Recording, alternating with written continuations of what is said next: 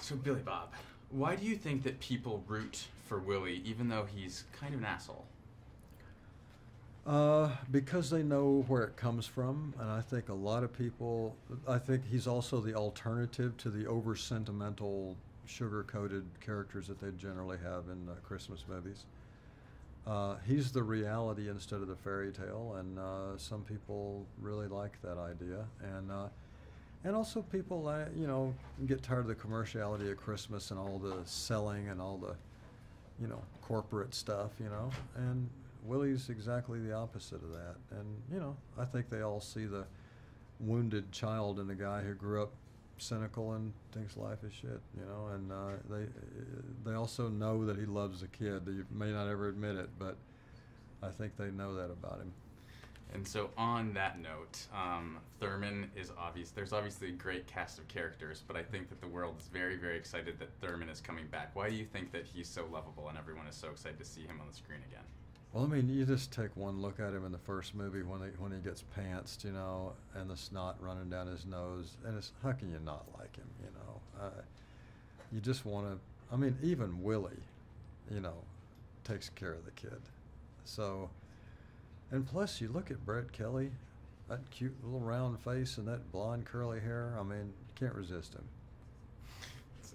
And so the first film joined the ranks of Hollywood classics. Can you talk about the icon it has become, and how will Bad Santa 2 fulfill that legacy? Well, what we wanted to do, I mean, the first movie did become iconic, and it's become part of the Christmas box set. It's a Wonderful Life, Miracle on 34th Street, and Bad Santa. And you see people all the time, and they'll tell you that. They'll say, we will always watch It's a Wonderful Life and Bad Santa. It's like, oh, wow. And it's like petting a rabbit and, beating some up with a sledgehammer. We'll do both of those Christmas. But, what we wanted to do was for the fans of the first movie, we wanted to make, in a sense, the same movie again in essence for them, but we wanted to elevate it, and we wanted to, have a different story, obviously. And in this one, we push the emotion a little further, like you really see why Willie's the way he is, where he came from, and how much he really does kind of have to take care of this kid. And at the same time, the raunchy stuff was amped up a little bit too. So we went a little further both ways, but we did it subtly enough to where we didn't have to make a goofy sequel. It was actually,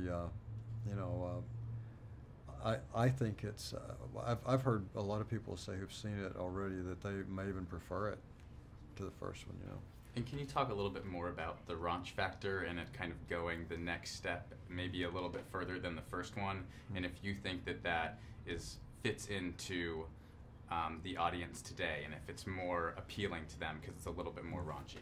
Just like action movies always had to get faster and louder and more action, comedy has become so edgy and so dark that that's what's out there, and you have to keep up with it, And I would say the main difference is there was a lot of cursing in the first one, and a lot of, sexual things, I suppose. But this one is more descriptive, I'd say, in its raunch. Yes.